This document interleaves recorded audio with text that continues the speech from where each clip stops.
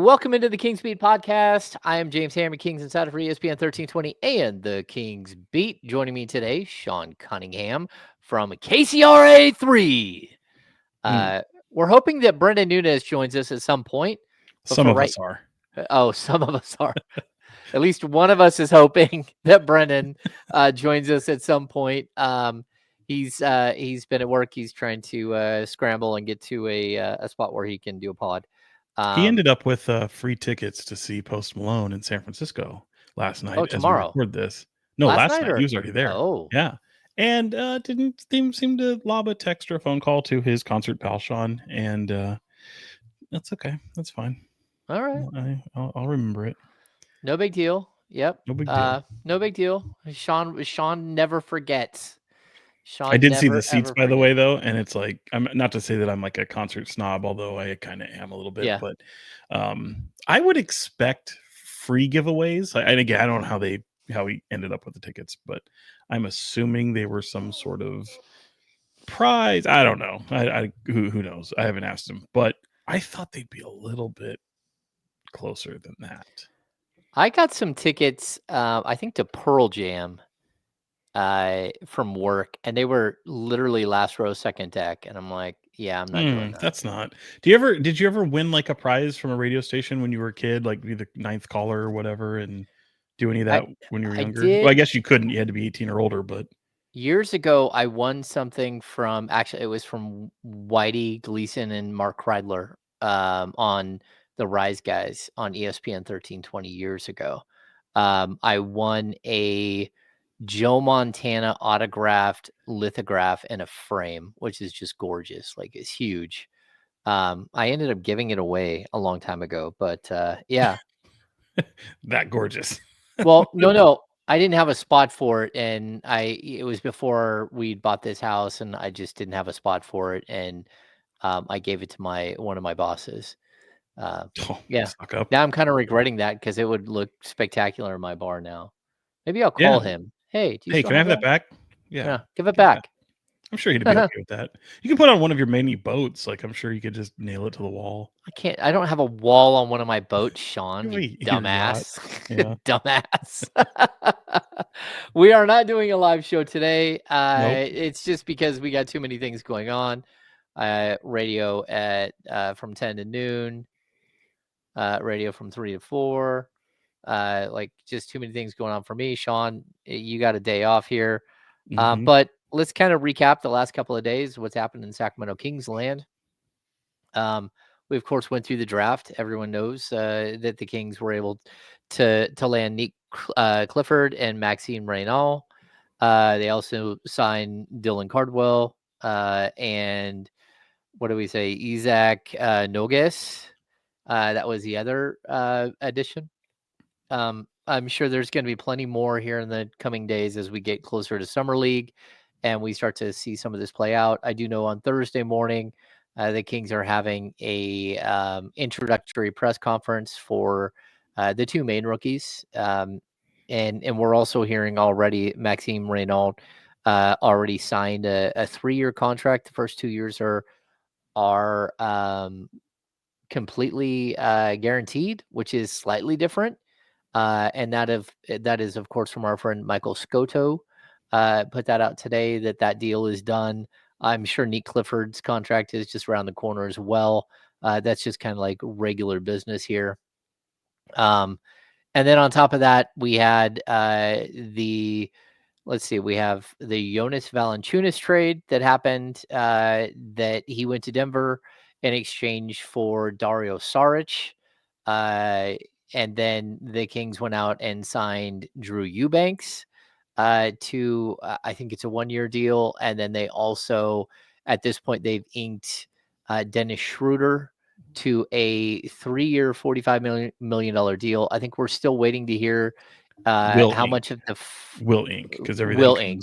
Yeah, you can't sign anybody yet. Officially, everything happens on the 6th, so we can't actually have a press conference or formally announce that these guys have been signed until the 6th, which is what, Sunday? Sean, let's start with the Schröder news. Number one, do you have anything other than the final year is not fully guaranteed? Yeah, I don't know what the figure is. I'm told it's minimal. Uh, it, I'm also, I believe, and look, there's still several days before they can put pen to paper. So this signing could, with Dennis Schroeder, could change a little bit, but to my understanding, it's going to be very front loaded. Um, and look, I mean, like, say what you will about Dennis Schroeder, full mid level, all that stuff. Like, um, we kind of set the table for this. Like, if you couldn't ultimately get that type of quality point guard that you need to get a very reliable stopgap. And I would make the argument that you got that. You have a professional point guard who's very competitive, and I think Scott Perry wants somebody who is going to be defensive oriented at that position. So whether or not you think he's a starter or a backup, I would just say if he's your backup, you're probably a really good team, because that means you have someone playing in front of him that's pretty solid. If he's your starter, what does that look like? I think he played awful with the Warriors. I think he was really good with the Pistons, and I think he was hot and cold when he was with the Nets. So he's been well traveled. That's Kings will be his 10th team in his 13 NBA seasons. But at 31 years old, he's still a very, very competitive type of player. He can get a little streaky, but I think average NBA fans know who he is. And I think when you're surrounded by what looks to be this team, look, they're nowhere near done, and a lot can change between now and training camp. But let's just say everything stays as is, and you add another, whatever piece here and there. But for the most part, your squad is basically back. Your 1 through 6 now is kind of set. Um, in that regard, to me, you kind of become a different version of, well, and especially if they end up with Russell Westbrook, if that happens as well, I think you end up with a team that kind of takes on the misfit island of misfit toys, because you have a bunch of guys that kind of fly in the face of what a lot of teams are trying to put together, and this one just kind of steers a little harder, maybe into um, NBA teams of old, where you've got scorers around you, some mid range, um, guys that get in the paint, kind of find different ways to contribute, and you just kind of steer hard into that, as opposed to spreading everything around the 3 point line and relying on that so much. So that's not to paint a picture of saying that the Kings want this type of roster balance. I think ultimately they don't, but I think with the way the market is right now for a lot of teams, and I'm sticking up a little bit here for the previous regime and Monty McNair, there's a reason why they were as patient as they were. And I think you're getting a little bit of a taste of that. You still have a lot of very tradable pieces, you still have a lot of movable pieces, but to be able to do so and get better, that's the trick. And that's why you hear so many people saying blow it up and start over. And that's just not something they're willing to do. So because they're going down this path, they have to try to find any means necessary to improve. And the West is getting better. And I don't know that the Kings are making the type of moves that fans and media are going to love right away. But I do think that the table is still set for them to be able to do something significant, and even if it doesn't happen in the summer, to where they're able to, they have, you just have to make the right move, and when you do it, that really is the question: when and for who, and when do you go put all your eggs in that basket? But here's what's kind of shaping out, and there are moves that I like, but I think also, just from a competitive basketball standpoint, um, they're rather similar to what you've seen. Now you just have maybe a true point guard. Okay, so lot to take on there. I mean, I think having a true point guard is one thing. Having a true starting level point guard is a whole nother thing. Yep. And I don't know that Dennis Schroeder is really a starting level point guard. Again, 10 teams in 13 seasons. I don't know why that is. I've never met Dennis Schroeder. I haven't talked to Dennis Schroeder. But that's a lot of teams in a short amount of time. And people will say, well, this is his fourth team in a year.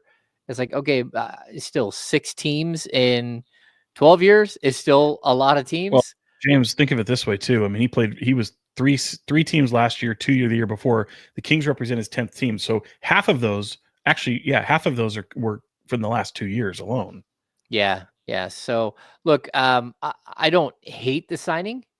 There were a lot of rumors the night before the deal actually became I mean, it's not like guaranteed the deal hasn't like actually been signed yet, but there were rumors the night before that the Kings might be swapping Malik Monk in a sign-in trade for Dennis Schroeder. That did not happen.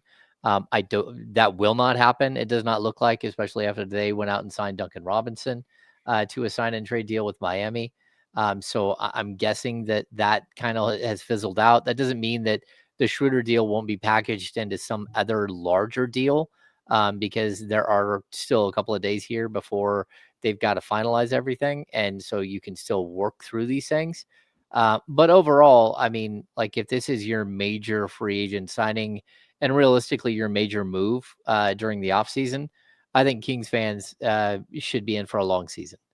And, Yeah. that's not to say that they're going to be the worst team in the NBA, but certainly when you look at the Western Conference, um, it's pretty bleak, especially with some of the teams around them getting much better. And, teams like Houston went out and got much better. Teams like Denver went out and got much better. And, the Kings, to be honest with you, they haven't truly, in my mind, improved at this point, especially uh, when some of the core pieces didn't fit well together already, and you haven't adjusted that, you haven't made any sort of allowance for the fact that you had a team that went into the finish last season that just didn't work well together, that didn't like function as a group together. So I think it's a tall task to think that, without making substantive changes, that all of a sudden a guy like Dennis Schroeder or Neat Clifford are going to walk in the door and change everything. That to me, that just isn't going to happen. The things I So think you're most excited about here so far, even if you get Schroeder, it's like, okay, you get your point guard. He does check some boxes. I mean, this is like I said, you're if you're trying to if you're Scott Perry and you're trying to put together a roster that's going to have players that ideally are these two-way players that are factors on both ends of the floor, it's not a bad one to have. Now, again, I'm the guy, and James, you and I agree. If you're going to do anything of note, you need to have a top level point guard. You need to have a top 15 point guard in the league. He's not. So, but that doesn't mean, I mean, there's still a lot of offseason left. There's still a lot of, you can go into the season and not have one of those. You can acquire one at the deadline. You can, again, this is not a complete, it's never a complete product. It's what steps are you making to get that? And I would argue that but in my mind, if you're going to take the steps of not rebuilding, you have to do a swing for the fences move to land you one of those, however you define top point guards, to do so. And with respect, I think if you were to ask Scott Perry, is Dennis Schroeder a top 15 point guard in the league? He'd tell you no. But again, it's a table setter, and I think everybody understands that. The other thing too, I mean, we can go back to the Malik Monk thing for a minute. Like, yeah, there was a lot of chatter, and I think that'll continue. I think I think it's very possible Malik Monk is on a different team next year, but I am beginning. I mean, I've never really thought that would be the case, and part of that is because I still think, I mean, much like you see with the market and some of the things that people have said out there, like he's kind of a he's kind of a bargain for what you do with the Kings as opposed to what he would do with other teams and the money that he makes. More to the point, like the Detroit thing never made sense to me, and I say that knowing that Malik Beasley is involved in a uh, gambling ring that dude's opera. That done, that's done. crazy. Set that aside, okay? Moving off of Dennis Schroeder. Obviously, you still have Jaden Ivey's coming off of an injury. You have Cade Cunningham as your point guard. You just signed Karis LeVert, $29 million for Karis LeVert, who was a big time scorer. You don't need Malik Monk at that money at 18 per. What I thought was going to happen, and you know, what I thought was going to happen if Dennis Schroeder and the Kings were going to ultimately become partners with Detroit, I thought it was going to involve the trade exception, and I thought that's how they would land Dennis Schroeder. Well, It- that's why you, it's you, not over yet. They it's can still not do that. Yeah, they can still correct. do a sign and trade. So the Kings have two major exceptions here. They have Kevin Herter $16.8 million trade exception, and they have their mid-level exception of 14.1 million.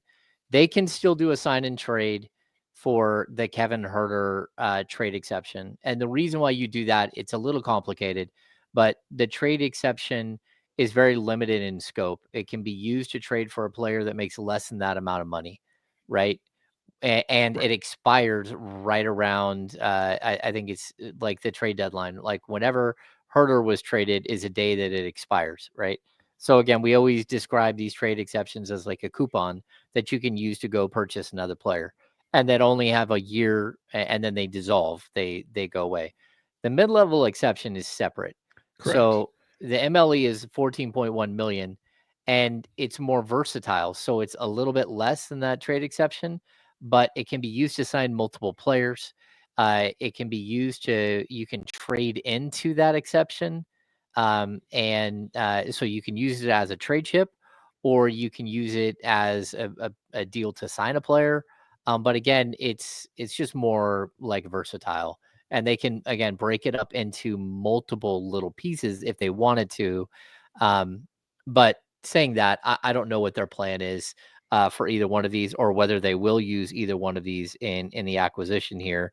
But neither of them can be aggregated, Right. which means they can't be added together. So you don't have like $30.9 million worth of trade exception here, worth of exceptions. You have like these smaller exceptions, right? And I think we're going to learn too that there's a good chance that the Valancuinas trade for Dario Saric, they probably used the Chris Duarte trade exception to do that. So they probably traded Yeah, there's a difference of 5 Valancuinas. million. Yeah, so the difference is too great. So I think what they did is they traded Valanchunas for what amounts to a mid-level exception, and from the Nuggets, and then that will create its own trade exception there for the Kings. So they might have another 10 point something million dollar trade exception that they just got for in the Valanchunas deal. But the other trade exception they had was a Chris Duarte trade exception, which I think is 5.8 million. Dario Saric makes 5.4 million, and that trade exception ends, I think, on the 6th. It literally, the trade exception for Chris Duarte is, The 16 one or the no. oh, The Chris sorry. Duarte The $5.8 Duarte million one. dollar. Yeah, I got Yeah, you. I think it dissolves on July 6th or July 7th. So if you don't use it, you lose it, type deal. Um, and so I think again, it's a complicated possibility there, but I'm pretty sure that they use some creative accounting to create another trade exception in that deal. Well, Um, yeah, and then just kind of circling up with Detroit, like it never made to me, Monk never made sense in that regard, and then they end up going after Duncan Robinson, moving Simone Fontecchio over there to Miami. So, like it it just didn't make sense to me. For I understand why the Kings, because of their roster construction and ultimately hoping to get something of having to spend money to make money. I understand the fascination with Malik Monk to move him and move off of him, especially when you're sort of stuck, quote unquote, with somebody like Zach LaVine. Um, but it just didn't make sense to me from a Detroit standpoint either. Yeah, and just to like, there's a bunch of the reason why it did make sense. I'll just explain really quickly. Um, because the Kings have like these exceptions and stuff, right? As of right now, I had them coming into with Neek and with No. Sorry, James. It didn't make sense for Detroit. It makes perfect no. sense for Sacramento, Yeah, not for and Detroit. this is why it makes sense for the Kings. I'll just explain. Yeah, no, that part Um, make it definitely makes sense. Yeah, go ahead. Yeah, so Neat Clifford and Reynaud, and then you add in, I even included the Keon Ellis thing, which we'll get to in just a few minutes. The Keon Ellis deal at 2.3 million and Isaac Jones at like 1.8 million. It came out to like 100, and I think they're at either 168 or 169 million in dedicated salary. The luxury tax is at 188 million, right? But the Kings also have a couple of the bonuses that they have out there for a couple of players, including like a $2.5 million bonus for Sabonis. Those count against your luxury tax dollar. And so they should be counted basically as part of your whole deal. So it's complicated, but if the Kings sign Schroeder straight up at 14.1 million, the mid-level exception, which it sounds like they might have done, unless Sean said they're front loading. Maybe they went up to 16.8 million and used the Kevin Herter exception. But when let's just say it's a 14 million, that puts him at 183 million bucks in dedicated salary for this season. You add in the 2.5 million from Domas, and that puts you at 185 million, and the luxury tax is 188. So you only have 3 million to work with. So welcome to Sacramento, Drew Eubanks. You're the last acquisition of the Sacramento Kings, and while staying under the luxury tax.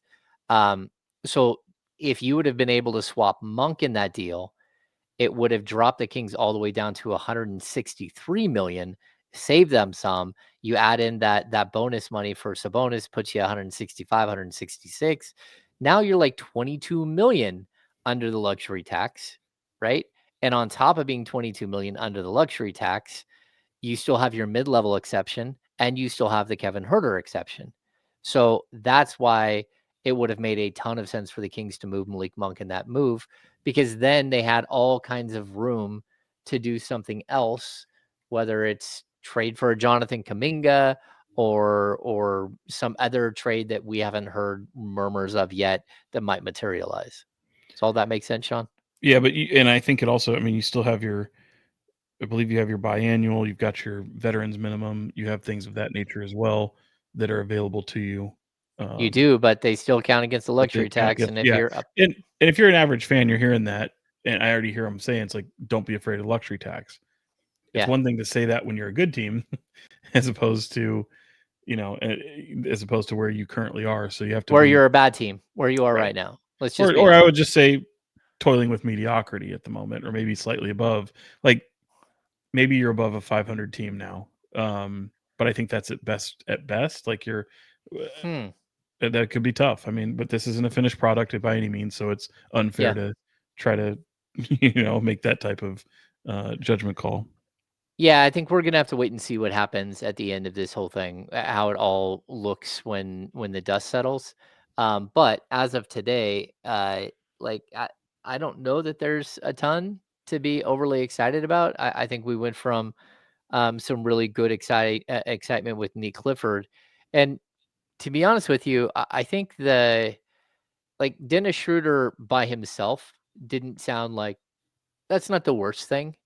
But when the the rumors surfaced on Monday night from Jake Fisher that it was possible that Malik Monk was being shipped out for Dennis Schroeder, I think it did put a pretty negative spin on the Schroeder signing by itself.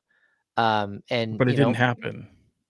no, it didn't. It didn't. But as far as like the reaction, the social media reaction, the reaction of the fan base and everything else was negative, like Well, 98% negative. And I know that's a small sample and Sean doesn't believe in social media. no, but I'd also say it's understandable because Malik Monk means so much to this fan base. I mean, Malik Yeah. Monk, we talk about all the time. He's the heart and soul of this team. I think fans will be okay trading Malik Monk so long as you're getting something of value back, and that's going to be a hard sell when you're moving Malik Monk for Dennis Schroeder simply because you need a point guard. And just because I know these are business decisions, I get it, but that would not have gone over well. And I don't think that move makes you all that much better, if you're swapping one for the other. So fans had every right to be, but again, it's like shouting to the sky. You're pissed off about something that didn't happen. So No, until it I get you. happens, don't Yeah. waste your energy on it. No, I get you. I get you. But I do think it added a negative spin. And also, like coming out of it, there's been a lot of negativity kind of aimed at Malik. And, we're starting to hear like reports that he has no trade value at all, that no one really wants Malik Monk. I don't know about that. Malik Monk is a very good player in the Right. NBA. And Sean, I'll ask you this. I've made my opinion known on this, but who's a better player Malik Monk, hands down. over Dennis Schroeder? Yeah. He's Yeah, I younger. agree. He's got much more of a, yeah, absolutely. Now the other part of that too is it's a little, now I don't think many people would agree with this, but I'm trying to draw a parallel here. When Draymond Green was a free agent, and the Detroit Pistons were enamored with him and kind of reported as the leaders to try to pay him a boatload of money to pull him from Golden State. If you're getting Draymond Green to Detroit, a team that was very, very young and trying to rebuild, you're going to see a different Draymond Green than what you see at Golden State. Draymond Green only works because he's surrounded by so much talent.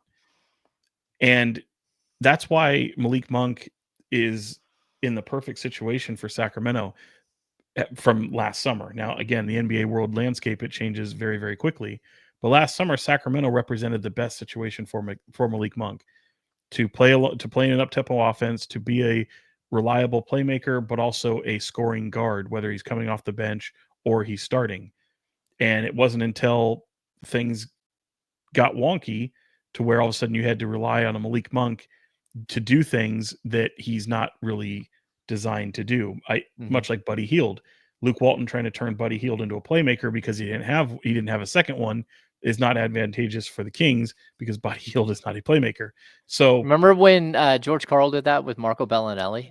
There's always an example with every coach, with every roster they have in trying to develop somebody to become ultimately a better player, but also because they need it. Like, it's just, you can find one every single year.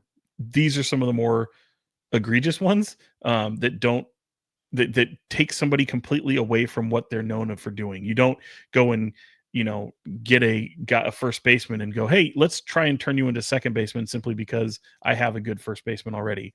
I know that's baseball. I know it's a poor analogy, but the thought process is the same. I think even I don't know, Sacramento, Sean. I'm watching the Sacramento A's play Max Muncy at third base, and he can't play third base. And I'm watching Tyler Soderstrom in left field, and he can't play left field, and the ball just keeps landing in between the two of them. And you keep looking at him, and it's like, hey, I don't think that's their position. But go ahead. No, and you got a team, but at least in that circumstance, you do have a team full of rookies. I mean, there's a whole bunch of first-year players over there, so Yeah, it's a little, but I hear your point. And by the way, since we're on baseball, Giants are just absolutely ass right now. What has happened? it's a competition between Sorry. them and the A's for who's worse. Oh, Yeah. I mean, they were like in first place 3 weeks ago. It was crazy. The A's Anyway, were they were over 500 and then lost 20 out of 21. It's like right. tough pill Well, to swallow. I've had to cover a lot of them.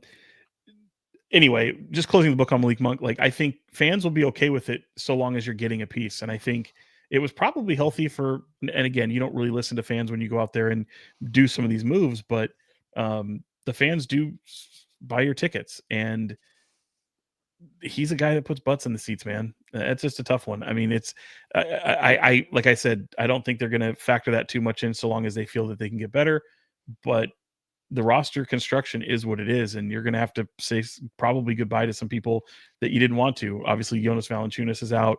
Jake LaRavia is out. They couldn't prioritize Jake LaRavia and get that thing across the finish line quick enough because they had to get the Schröder possibility out of the way, free up the money, and that's why that happens right after Jonas Valancuinas is moved to Denver. So these things have there's kind of a pecking order, and Jake LaRavia wasn't prioritized in that way, no matter, even though they wanted him so much. And by the way, just look at the tea leaves, palling around with Austin Reeves the entire time.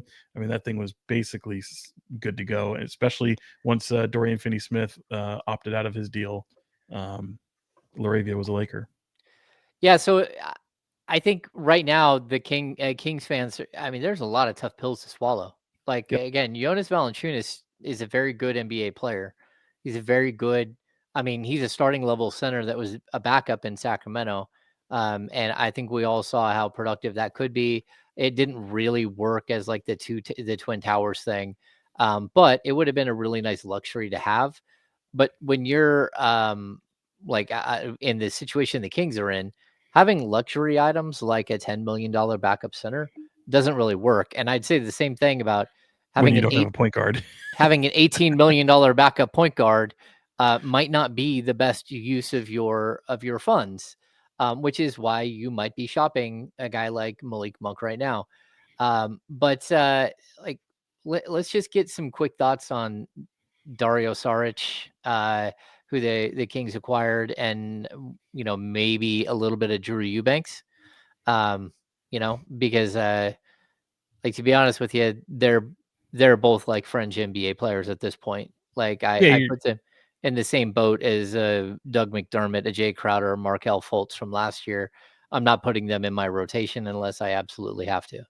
well, I think what it shows is having Maxime Renault on the team provides a pathway for him to actually be a piece, be someone who might be able to play in the coming season.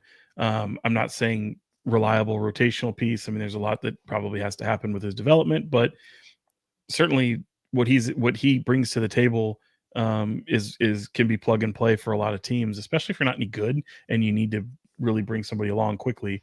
I think what you're looking at is two guys that could even become camp meet in Saric and Eubanks.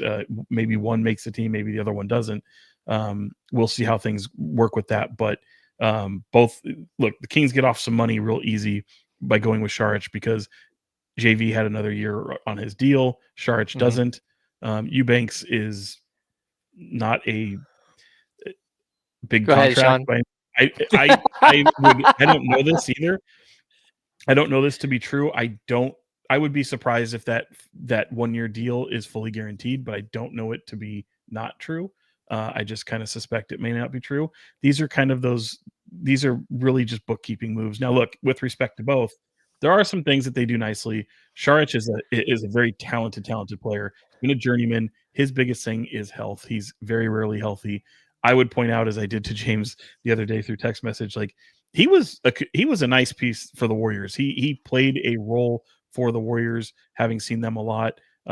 He was, but then he wasn't. Like, in all honesty, he Well, I was, and mean, then he fell apart like really quickly. yeah, I mean, again, health, right? Like it comes Yeah. down to health more times than not for him. They want to play in an up-tempo style. He stretches the floor for sure. I'm surprised he only played in 16 games with Denver last year. I thought he would have been more, particularly in the playoffs. You heard, especially when Denver ran into some of their troubles along the way in some of their series and matchups, that Saric would have been an option. People were surprised he wouldn't go to. My suspicion is he probably wasn't healthy because it's basically the theme of his career. So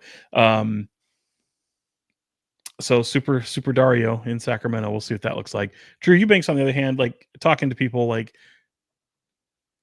brilliant screen setter, very good on the offensive glass.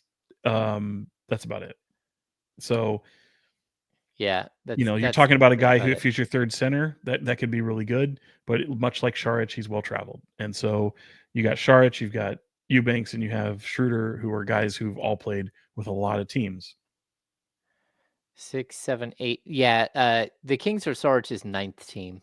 Yep. That's incredible. That between two players, you have 19 different teams they've played for. I don't But when he's not right, total. and James, what's crazy is like when he's right. I'm not saying you ever think of him for the past 4 years. No one's probably thought of him as a starting level caliber player. Mhm. But like when he's right and you see him play, you go, why the hell is this guy? Why is so many people sleep on? And it's all comes down to health with him. He's just never truly been healthy. I mean, if you have the stats in front of you, James, I don't like what are the games played for year after year? What is he averaging in games played? It's not great, and it's also it's a little convoluted because he plays for multiple teams a lot of seasons. Right. 16 games last season, 64 the year before with That's Golden pretty State. durable. 64, pretty good. 57. He split between Phoenix and OKC the year before that. He missed the entire 21-22 season due to injury. And then it's like 50, 66, 68. He had a 13 in there. Oh no, that's he played not 68 and 13. He played 81 between the 76ers and T-Wolves. Yeah. Excuse me. Bless you. There's also, I mean, look, there's one of the things I've always liked about him is his passing ability. But yes, being able to stretch the floor, huge.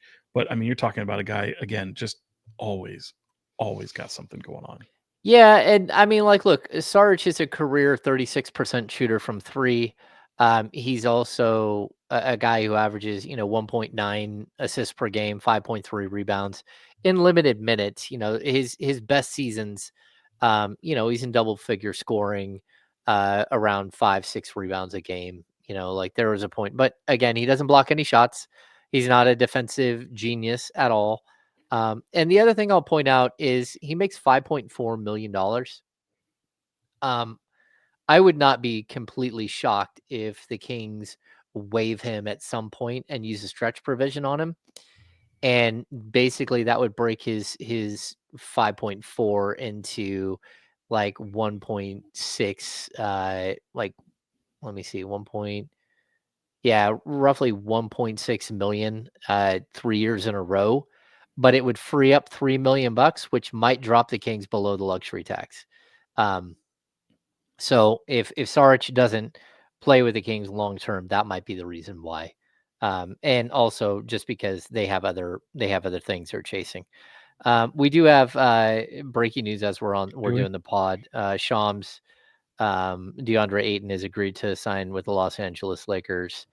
Wow. I'm not sure how much money he got.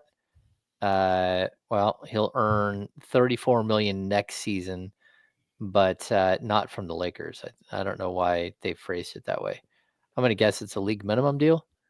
But he already has all of his money coming from the Portland Trailblazers.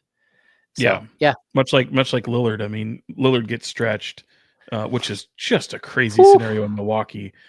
22 million a year for 5 years. Well, I mean, again, we're hearing rumblings like about a departure with Lillard in Milwaukee, especially given the injury, having to keep Giannis happy, all these things.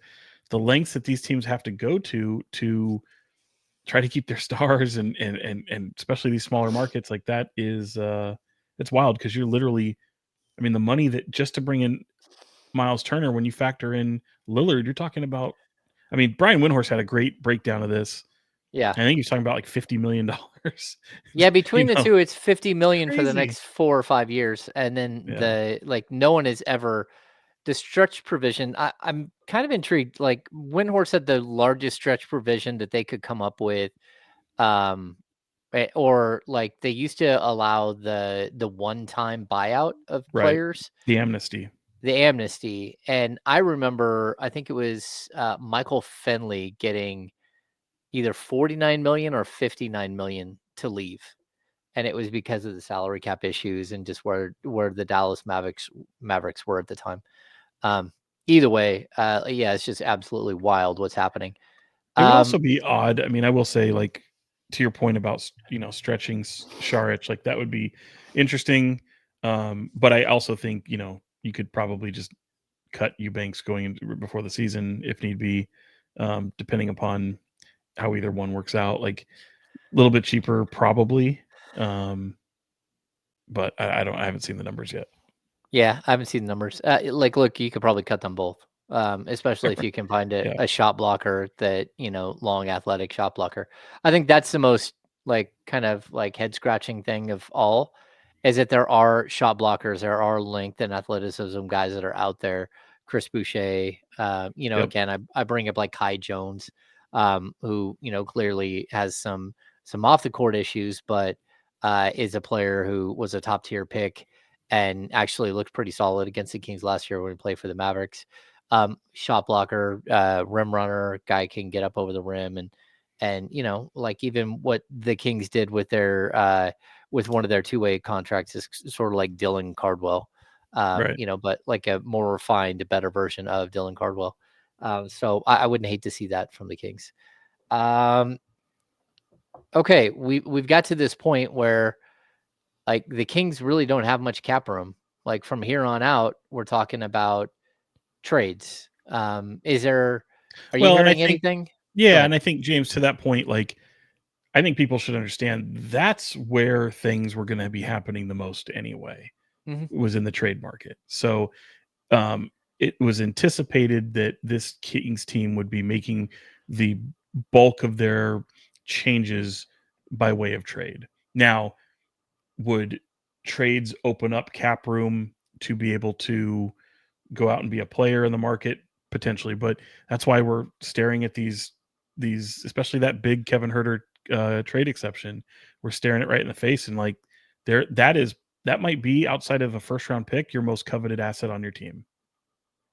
Yeah, Because but you can't you got right. really use it. You can't But really use it because that would put you into the aprons. And you said earlier, this isn't a good right. enough team to be in the aprons. for sure. No, it's not. Like No, first, it's not. second apron. No, I'm not here for that. That just doesn't make any I'm sense. talking about for other teams though.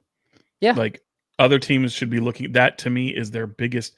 Like with respect to Malik Monk, with respect to DeMar DeRozan, Zach LaVine, any of those players, if you're a team and you're looking to shed salary, like you're looking at that trade exception, like it's a big bowl of your favorite food, whatever it is. Like, Yeah. I think to me, and to me, I think that's the most surprising is how that if it's not used in this Schroeder signing, and to me that ends up being the biggest point of confusion or puzzlement. I'm just surprised it's still here.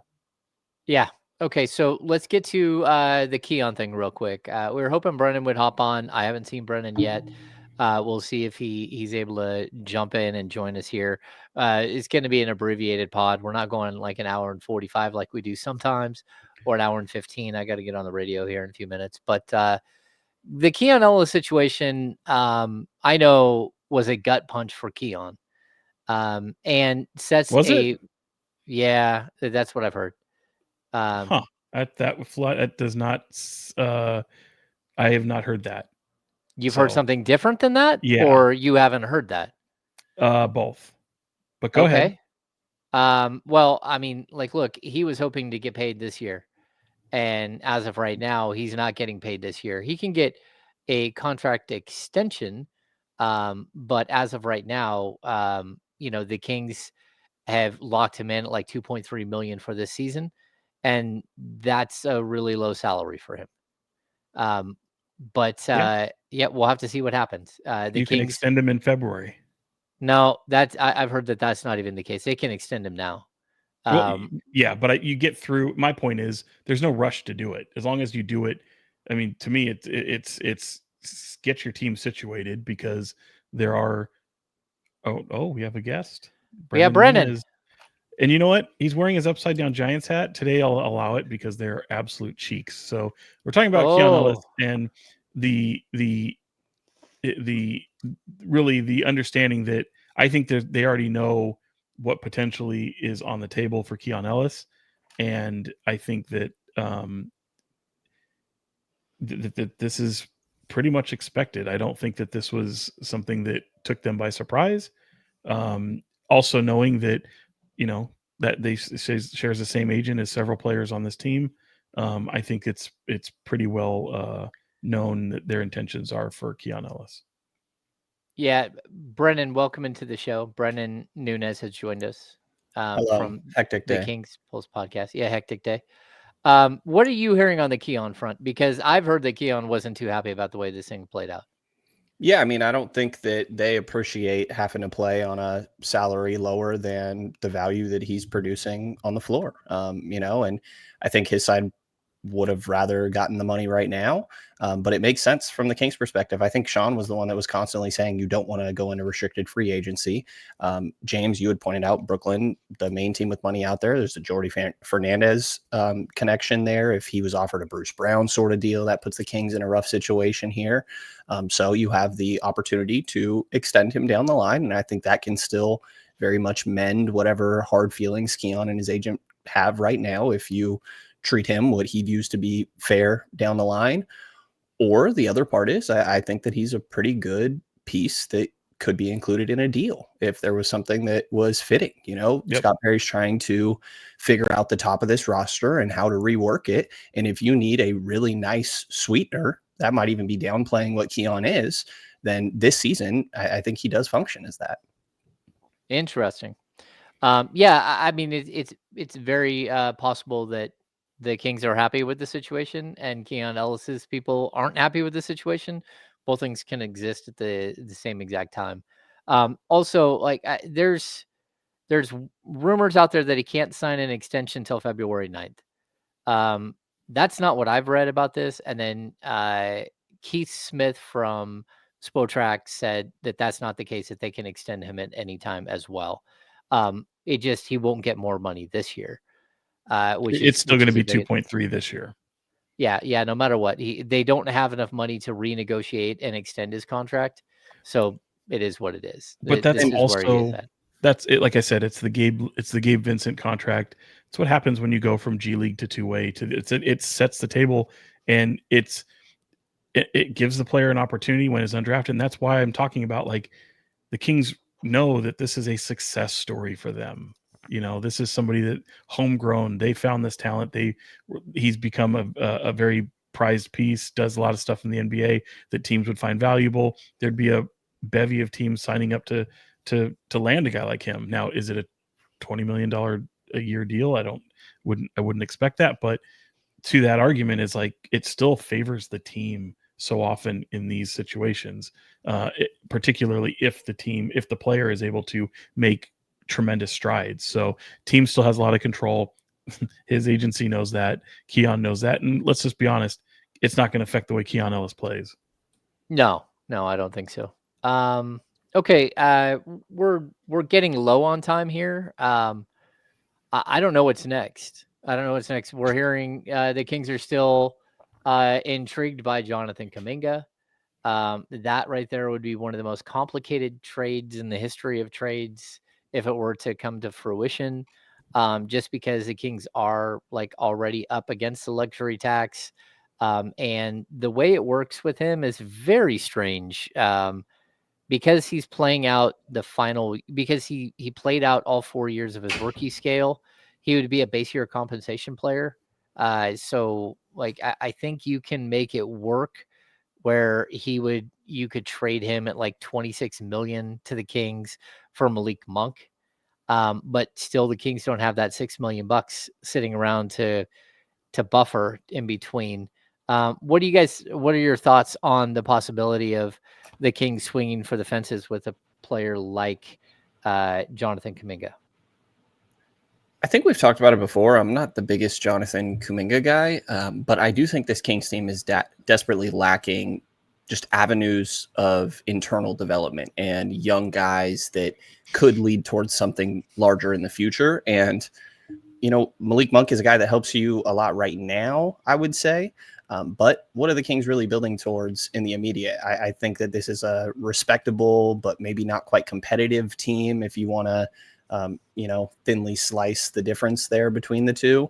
But I think that Kuminga does offer you some upside. And if it was a case where we're talking Malik for Kuminga, I think I've managed to talk myself into the idea of it. But in my mind, the idea is taking a chance on Kuminga, meaning that you probably need to give him a little bit more reps. And I don't think the current roster as constructed is going to be able to afford him that. So it's a weird situation to be in where I see, needing to get a little bit more future help and potential internal growth. But how are you going to optimize that? You're not even currently doing that with Keegan in my mind. Amen to that, Brenden. Yeah, Sean? there's not much more I'd add on that. I mean, we talked about our feelings on Kuminga. I just feel like the best avenue for him in any of the situations is Chicago. Like, I just don't think the Kings make much sense for Jonathan Kuminga in the role that he wants to have, being some sort of kind of heavy a heavy piece in a starting five, being really kind of the face of a franchise. I think that's what he wants, and I think he has a better avenue to do that in a place like Chicago. I don't even really totally see that in Miami. That's why I don't think that would necessarily happen. But look, everyone is going to look at that player and say there's more to give there than what you've currently seen, and he can be a piece. And I think everyone will look, all these other teams will always look at a player and say, we can get more out of it, or we can do this.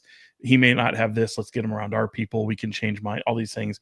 That may be very true in his case, but I feel like we all know the type of player that Jonathan Kuminga wants to be. And I think they're going to do everything in their power to position him to be that type of player at his next stop in the league, wherever that may be. Yeah, my biggest concern is kind of what you guys are saying here. And it brought us to, like, this question earlier on the Insiders. Like, what if you do trade Malik Monk for Jonathan Kuminga? Who are your starting forwards? Who are your starting forwards? Yeah. Who starts? I mean, you'd probably go, depending upon what you're getting rid of. Meaning it's Keegan. If you're getting rid of Malik Kuminga. Monk, Right. are you benching DeMar DeRozan? Are you benching Jonathan Probably. Kuminga? Or are you benching Keegan Murray? I think you're probably starting Kuminga because you make that move with him as a starter. You're going to have Keegan, and I think you're bringing DeMar DeRozan off the bench at that point. And then you spend a whole season with a fan base debating if it's wrong or right. And then I will tell you the same But thing it I also told won't Kyle matter earlier because he'll today. still play starter minutes. Like both will play starter minutes. I'm gonna let Sean walk into that locker room and tell DeMar DeRozan, "Hey, you're not starting anymore." I think that's here's the thing though. I think this is a different Kings team than the one that recruited him to Sacramento. And so given the nature of it, and obviously knowing what lies ahead for him, I mean, he's so far into his career. The tough part is he was brought in to be a contributing factor, a guy to put Sacramento over the top and sustain a playoff run. That didn't happen. They fire the coach, they trade the player in De'Aaron Fox, and now you've been in, and then they bring in a guy you were paired with in Chicago that most would say doesn't work alongside you. To me, it's very much, if you're committing to that, you've got two forwards that are more of a part of the Kings' future than DeMar DeRozan is at that point. So you have to give them prime opportunity. And to me, especially being a two-way player that Keegan Murray has become, DeMar DeRozan comes off the bench, and it doesn't, much like Malik Monk before him, it doesn't matter. Like, it won't matter. He will play starters minutes. He'll get all the burn opportunity he wants, and he'll get to play this style of ball typically that he wants to play. 1,187 games played in the NBA, 1,175 of those as a starter.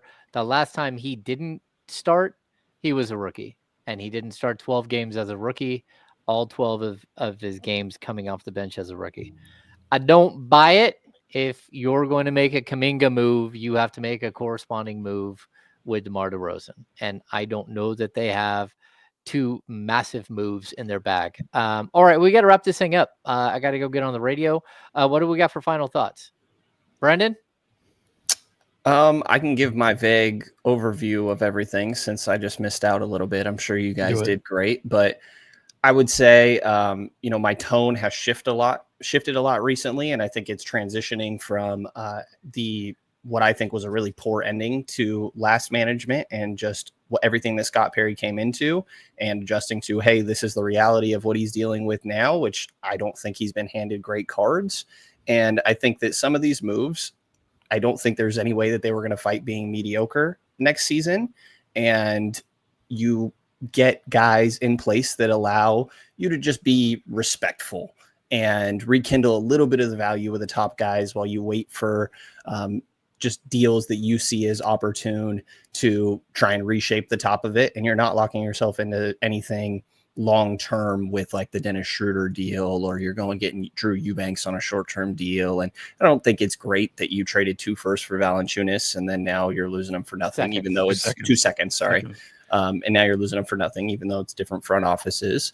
But for the most part, I think that a lot of it seems like temporary moves to me with more of a long-term vision. And I tend to, I guess, be a fan of that. So curious, I guess, cautiously optimistic about the moves going forward, but I've been good. I was at Post Malone last night at Oracle, first time at an outdoor venue, definitely the biggest concert I've ever been to. That was a blast. Awesome. Even if Sean was clowning me for my seats. I may have started the podcast by chastising you for not inviting me, but it's okay. It's okay. My final thoughts are, I don't know. I might be joining. I don't know. I know I'm trying to prolong to where James is late for his radio appearance, but I'm not that much. I'm not that guy. I think I got to go see F1 tonight. I think I'd been putting it off. I was going to wait. I think it's drawn me in. I think I got to do it. I'm not even an F1 fan. It just looks like a really good movie. Okay. My final thoughts. Be safe. Have a great 4th of July. Enjoy everything. Try to get away from all the Kings news. I don't know that there's going to be much more Kings news. There might be, there might not be. But Sunday's the 6th. I think that's the day we're going to know a lot more about how everything kind of shaped up here. And if we've got something crazy and wild, we'll try to get to you in the next couple of days. I again am gone next week on vacation. But we will carry on the best we can all the way out through the summer. Brendan's that on mean his way to Las Vegas. Does that mean Oh, Brendan yeah. and I do a Kings Beat podcast without James? I don't believe you guys would. Ooh, we could. I could probably if there's something crazy, I could bring my laptop. We could do a never Kings Beat anything podcast crazy from It's always Cabo. crazy. I will be in Cabo. We can do something crazy from Cabo. Sweet. Yeah, All right. can. Well, thanks for tuning in. Sorry we couldn't do a longer show. Sorry Brendan was I'm a little not- bit late to the party. Yeah, sorry about that. Sorry Sean's an asshole. All those things. Thanks for tuning into the Kings Beat podcast, a Blue Wire podcast brought to you by Underdog. We'll see you next week. So for KCRA 3, Sean Cunningham and Brenden Nunes from the Kings Pulse podcast. I'm James Ham, Kings Insider for ESPN 1320 and the Kings Beat. Peace out.